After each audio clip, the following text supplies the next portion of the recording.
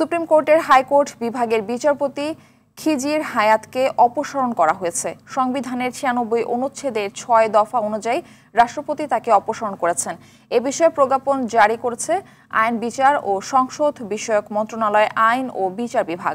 তবে বৃহস্পতিবার অপসারণের খবরটি প্রকাশ্যে আসে। প্রজ্ঞাপনে বলা হয়েছে, গণপ্রজাতন্ত্রী বাংলাদেশের রাষ্ট্রপতি সংবিধানের অনুচ্ছেদ ৯৬ এর দফা ৬ মোতাবেক সুপ্রিম কোর্টের হাইকোর্ট বিভাগের বিচারপতি খিজির হায়াতকে বিচারক পদ হতে ১৮ মার্চ তারিখে অপসারণ করেছেন।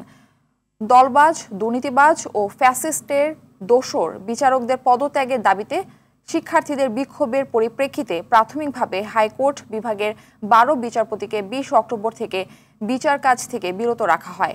সেই ১২ বিচারপতির মধ্যে বিচারপতি খিজির হায়াতও ছিলেন।